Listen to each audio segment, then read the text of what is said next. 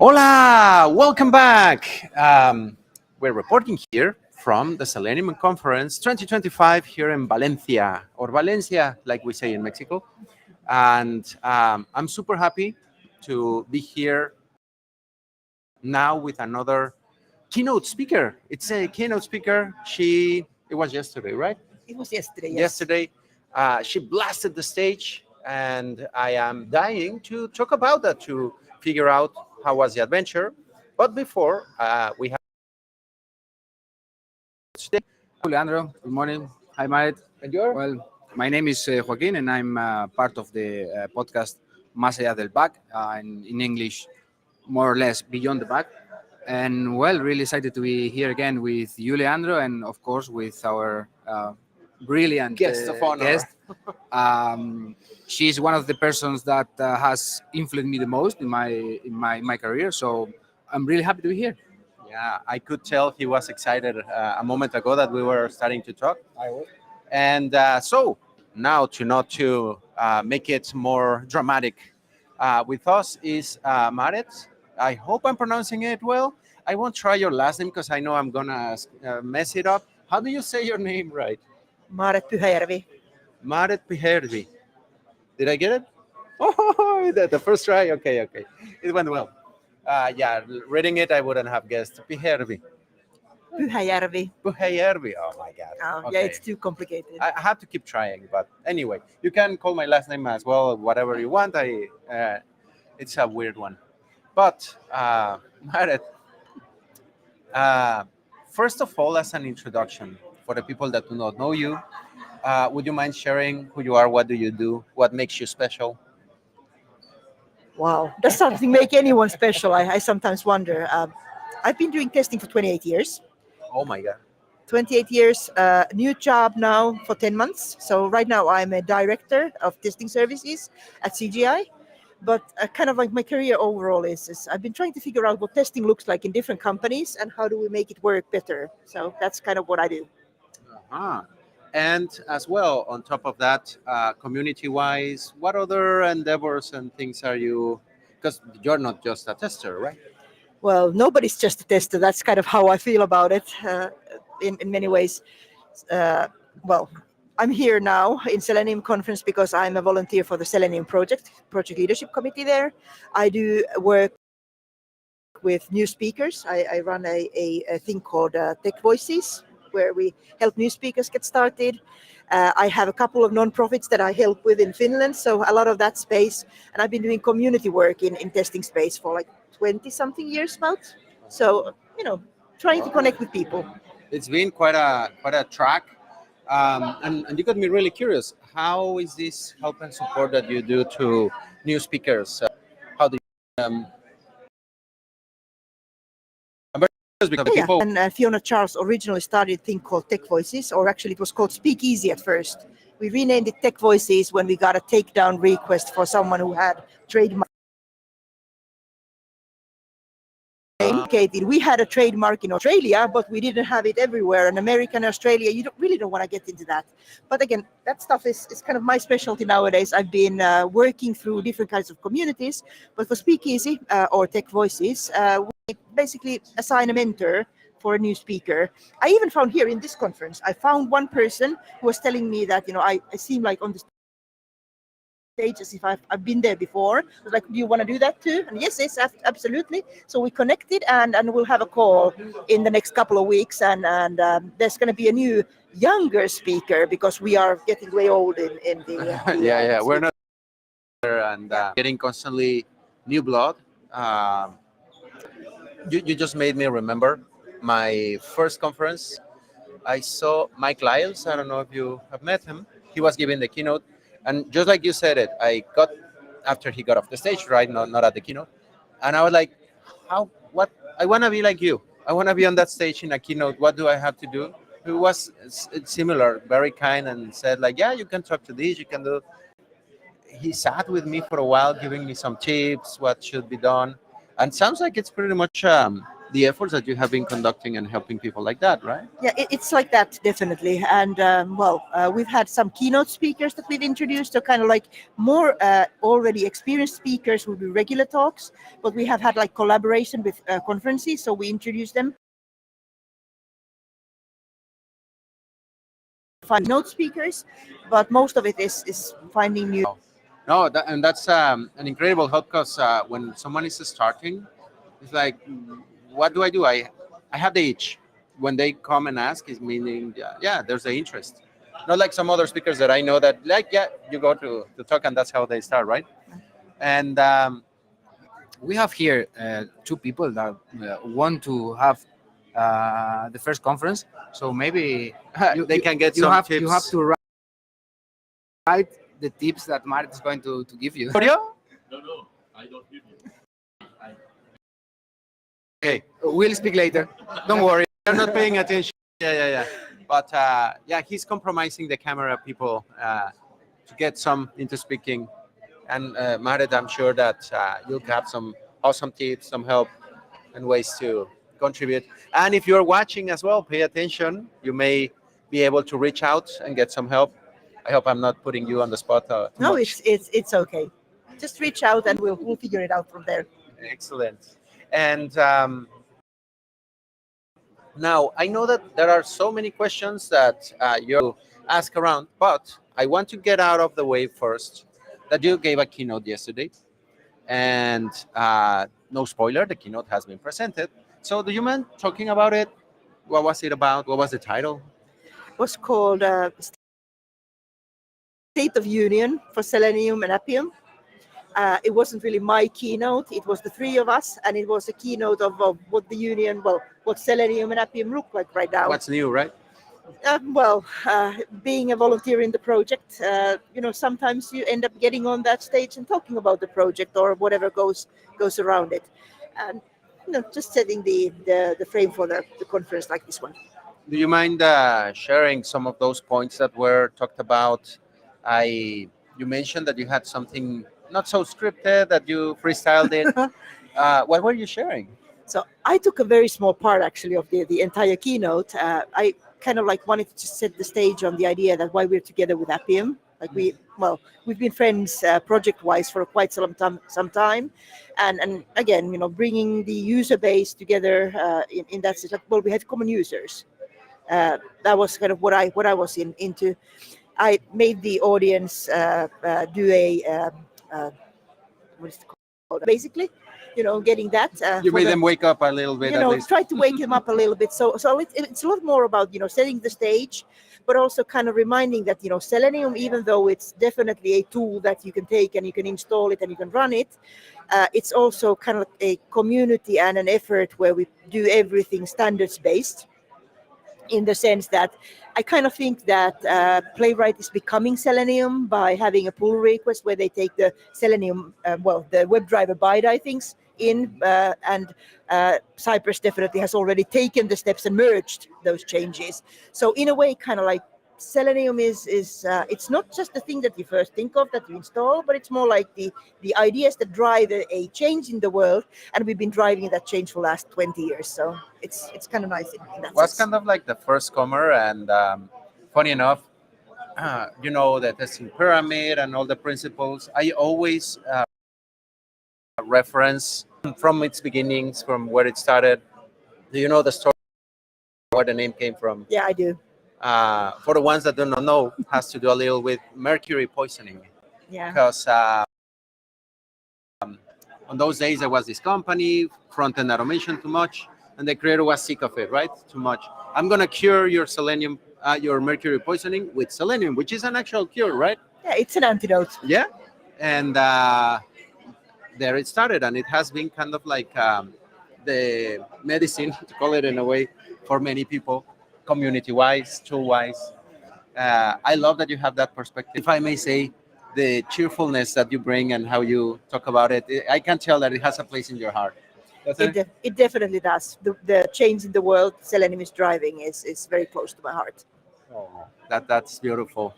So I don't don't want to take that much more time because I know someone is super excited and touch on some topics that Maaret is an artist on. So please go on. Yeah, thank you. Yeah.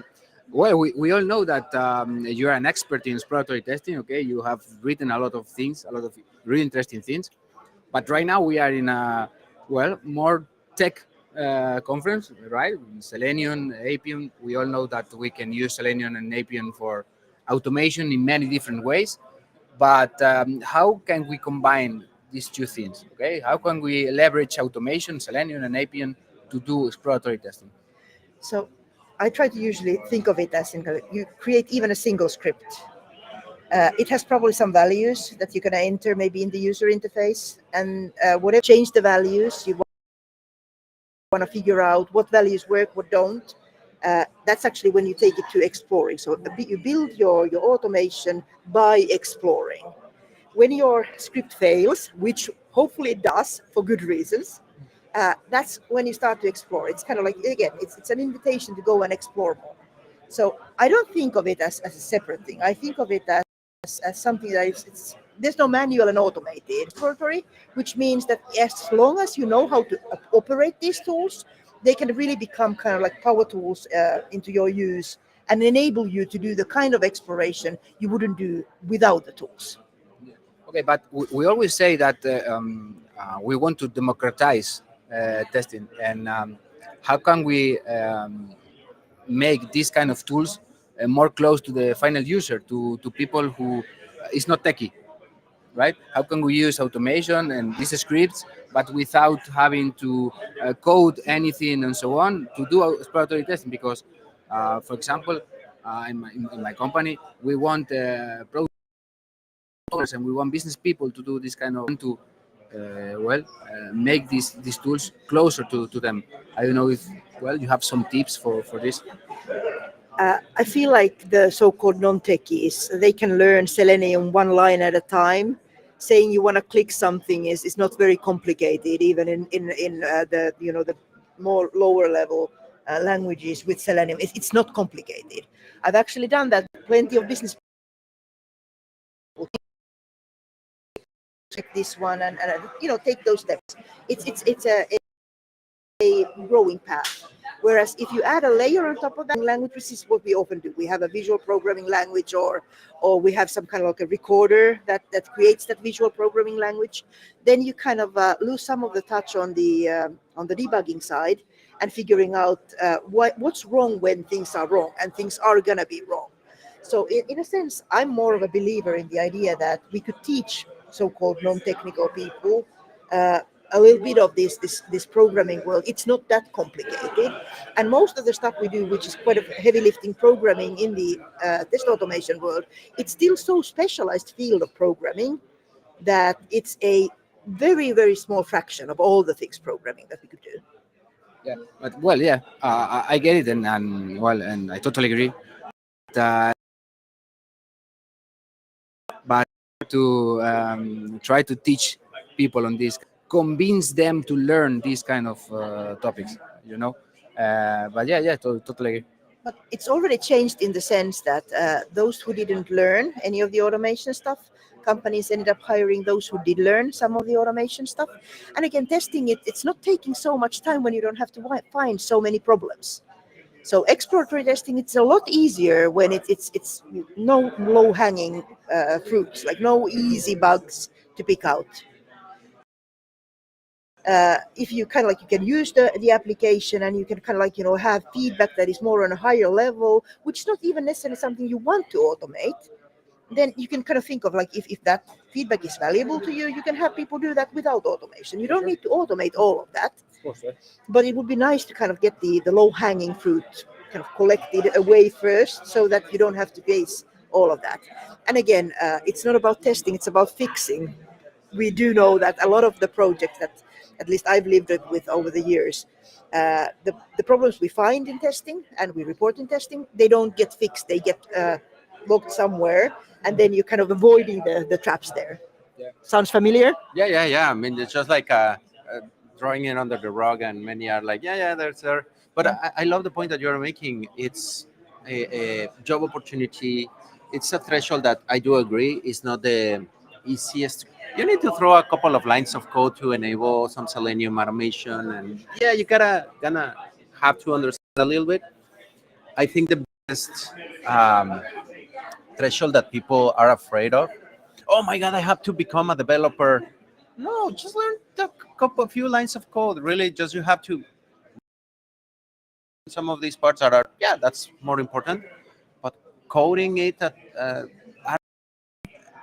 think you can present it in a way that is like you don't have to become like a Python, a JavaScript expert, or call the options, and that's it. Validate, verify, do assertions.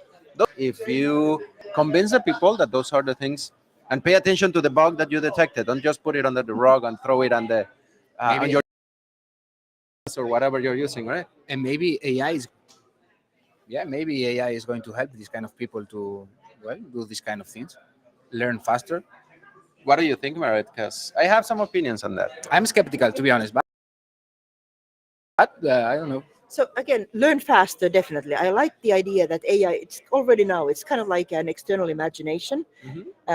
When I talk about exploratory testing, I often think of it kind of like, the application is my external imagination. I look at it, I know where to click, I know what to do, I know how to combine things, and I'm more creative that way. That's how I figure out what's wrong in the first place. So exploratory testing and applications already work that way.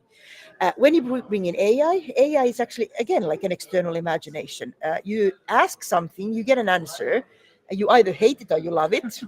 Well, sometimes you hate it. And actually, hate is kind of a powerful feeling in terms of you will create something better because you saw that. So again, it kind of like challenges you to, up the machine in some way, like one up the way that. I love your perspective as well. For me, AI, it helps me. Sometimes overused it, but brainstorming, I think it's like the biggest thing. Like, hey, what things can we play around with this? Like in concept, in process wise, to call it in a way. It's awesome, as you say, like a bouncing board for ideas. Yeah. Like, give me 10 things that I could do for exploratory. Oh, maybe you haven't clicked on this corner. Or like, Okay. for example, with the rag style things where you make your notes for the last couple of weeks, you have a particular structure, and then you feed that in within your context, and you say like, hey, this is what I would want to do. Like I'd want to know if I've missed something, kind of like give me an idea that I haven't yet done, or give me an idea that I keep repeating all the time. So again, like when you are curious and you have those questions, it's actually already very helpful to you. It helps you and gives you like other perspectives, because I think your question as well, if breached like the technical development gap, um, yes, I think it may make it easier for some people to produce stuff, but if they don't know, it's gonna be stuff what they produce with the AI. And if you don't know truly what is coming out, like as you were saying, it gave me 10 ideas. 7 of them are like, meh, I hate them, they're garbage, meh. But 3 ones are very good. 3 lines of code are really good from the AI, and the rest is garbage. If you don't know, I think that we may end up with lots of garbage generated by AI. I mean, yes, it will enable people, hopefully, to learn about how's the right thing. But if I want the message to be like, people don't think AI is gonna steal your job or make your work. It's gonna help it. But if you don't know what you're doing, yeah, right? Well, again, creating more duplication into the code bases. Well, I can give you an example of what happened. Please. Real life. We were creating a proof of concept on a particular platform product, and how to automate around that. And I had a colleague who was using AI to create tests first time in PyTest and Playwright in that particular case. So they asked questions from the tooling on kind of like how to do this, how to do that. And I was unfortunately very busy that month when the work was being done. And when I looked at that afterwards, it's like, well, we have all of these fixtures here. Why do we have these fixtures? I've never seen these kind of fixtures in these kind of projects before. Like lots of text. I ended up deleting all of it on the first day when I looked at it, because again, the AI tooling was giving proposals on how to re-implement PyTest plugin. So Oh my God, how much PyTest of that was playwright copy plugin. pasted? And Again, it was not copy pasted necessarily, it was generated, but again, creating things for the same purpose when we already actually have a community like plugin. That's why we are in an open source community right now here. We are supposed to reuse. So before we teach these tools to reuse rather than recreate, I don't think we're getting into a better state. We have just more to maintain, and the same problems accumulate over time. it's a little like this conversation yesterday we were having a few that what is the purpose to create more automations or just to do good tests? Because if that is the aim, the point, you need efficient tests that go straight to what you are trying to do, not just like, hey, can you create me 10 more that we need? Yeah. Why?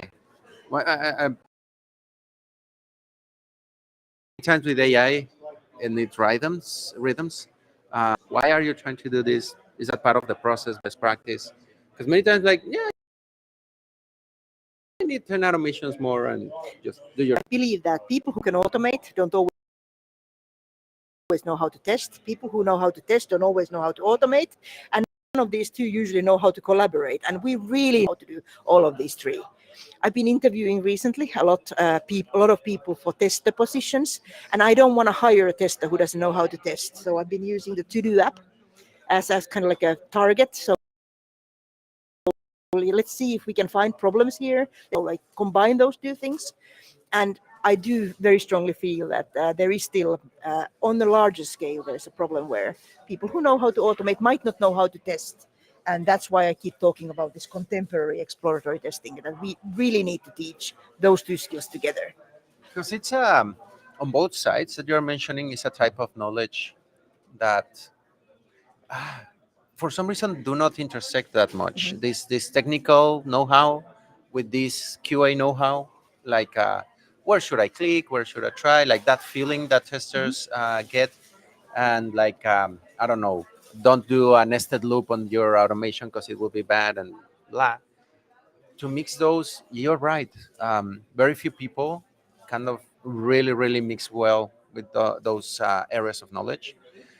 If anyone listening really she's having a hard time ha- finding someone to hire, there's job opportunities, right? That's what you were saying. If you jump a little bit on that, don't be afraid of development, don't be afraid of code. If you're a tester, get into more coding. If you're a coder, get into more testing, and you have a job right now, right? The opportunities are better, right? The opportunities are definitely better. Like everyone is looking for those people who could actually combine the two, because otherwise you will need two people. And those two usually don't talk to each other, right? Yeah, You say, and right? that's the collaboration part. Yes. And so around the conference and with these topics, right? We have had some AI talks yesterday, the State of the Union news with Selenium. How do you feel of things right now? It's a kind of like recursive in the State of the Union, but the state of Selenium, the state of the conference. Have you noticed something that is outstanding? I know BiDi is kind of like making some noise here and there, but to you, what is kind of like the big thing? I pay attention to like how it feels to build a community. To some degree, this to me it feels a little bit like it's a vendor conference for Selenium, and we could do even more for the community. There's some really good corners of community here, but they feel like corners. We're not connecting everyone necessarily always on those. So kind of like somehow, inviting people into the journey of the community. That's definitely one of the buzzes. On the things that I would use for my work, I personally think that maybe some of the stuff that we talked about in the keynote this morning on performance and kind of the metrics, remembering some of that stuff, that's something to use.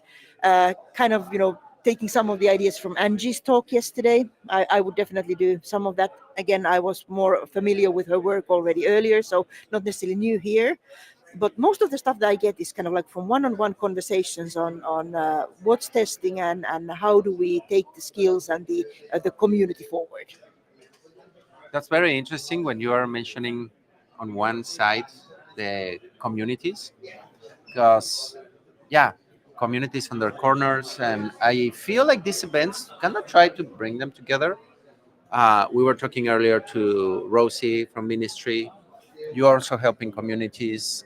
We had the Valencia testing conference here from Mexico QA Mind. So, and many of those did not know each other before. QA Evolution now collaborating and Señor Performo. So I like that. It feels like a boiling pot and adding all the ingredients. Let's see what comes out of this, right? That would be great, yes. It's I get a very good feeling of seeing all of these. Hey, you're a member of the community. You're a member of another community. Do you know each other? Talk to each other. Like, oh, you are. Oh my God! And they start to talk to each other, and I'm sure awesome things are gonna come out of this for the community, for the people listening. And so I got carried away. You had more questions, more things that. Well, I do have a question because this is a question we make to all of our interviewers in the podcast, and it's I think for me it's a really difficult question to answer, but and the question is, what is quality for you? How would you define quality? Software quality, of course. I think of it as aspects that delight people rather than disappoint them. So I think of it as feelings that are strong enough to cause actions. That's how I frame quality personally. If I hate something enough, I will leave the product. If I don't hate it enough, I will live with it and complain about it. That's also an action. So again, I'd love to have more products where I can actually feel positive emotions towards those products, and that's the journey that we're No, on.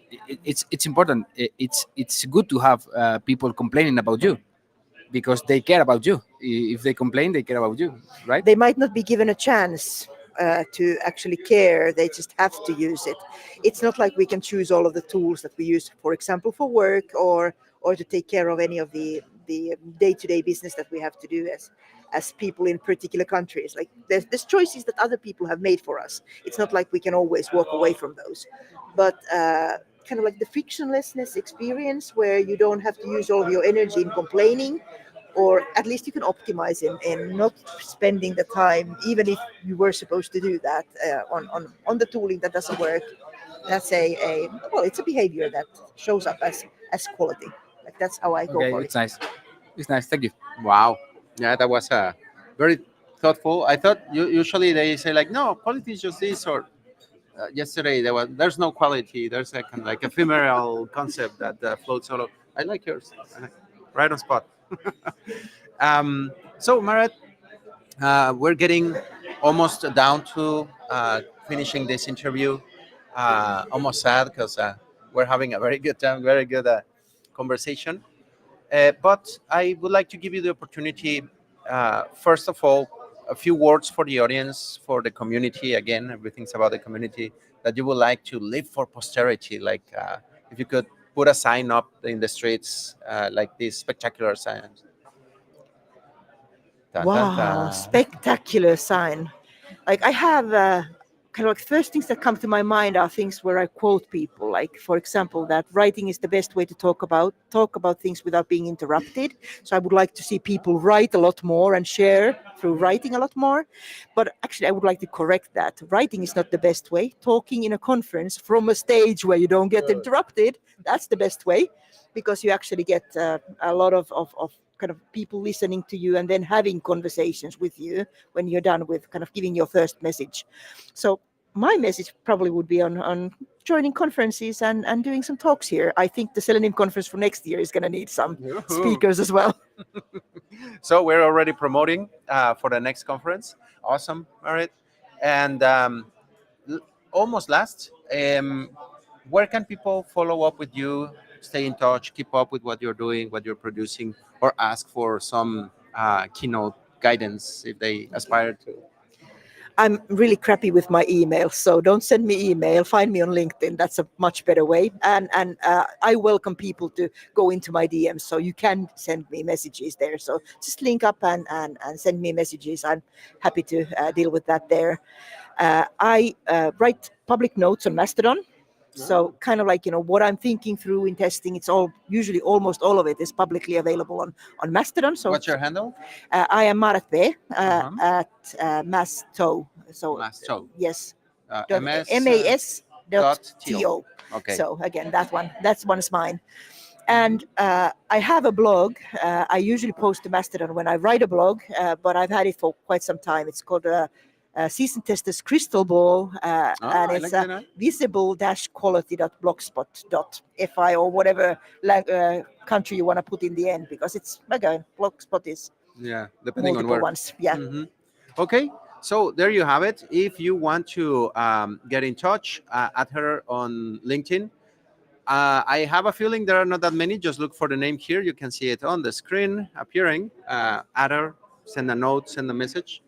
And now to wrap up, I usually like to share with the victim in the interview a taste of Mexico. And I'm from Mexico. And someone is already Uh-oh. getting nervous. Yeah, Don't yeah. panic. Don't So- panic. I brought a little few candies. Okay, candy is good. If it's chili, I don't do chili. Well, there are Kinda. candies for Oh. children, and you know that children in Mexico eat some spicy stuff. It's not spicy. Some people told me like this is the least spicy. They are made out of tamarind. You can decline, of course. It's not like a So, compromise. so do you want to see me eat this? Yeah, so that the Oh. audience can see how does someone having a taste of Mexico look like, and How lovely. How does sometimes this open? I can help you. Yeah, they have You a create complete, small too trick. complicated The wrappings. usability of these wrappings is not very well tested. I have to agree. No, There you go. I You think it's hold a well little- tested, but it's not well fixed. So I'm not sure if they tested. Oh my God, she ate it. Okay, let's Again. see. You gotta chew it. It's tamarind, sour, sweet. What do you think? Have you ever tried tamarind? no, I haven't. I don't know what this tastes like, but you made me so scared that this is not bad. So Okay, I'm okay. positively surprised. Okay, that's good. That's good. She's liking the Mexican taste. I'm worried that there's like an aftertaste here. Like I'm still kind of processing. Waiting for. Yeah, some- yeah. So I thought this was good. Great. Okay, she passed the test, Okay. the Mexican test. Awesome. You liked it. Yeah, I did like it. Okay, great, great, great. So out of, I think you're the fourth person trying it. Only one was like, oh my God, I cannot take it. So good. You liked it. What could be like? Is this spicy? Some people said it is. I can't deal with chili at all, so I don't know what's wrong with me right now. Okay, so you're used to it. That's good. That's good. Yeah, yeah. A few ones were like, oh my God, yeah, this is kind of hot. Okay. But well, there you have it. Maaret tried Mexican candies, survived, and she seems pleased. You're happy. I'm happy. Okay, excellent. So there you have it. This was one of the keynote speakers, and shared a lot of her knowledge, the service she does for the community, and we really appreciate it. Thank you, Maaret. It has been a pleasure. Thanks Thank for you, having Maaret. me. So this is Selenium Conference 2025 reporting from Valencia, Spain, and we will be reporting in a minute because we have more surprises, a few more streams today before we wrap up. So stay tuned. See you later, and adios or hasta luego. Yeah, yeah.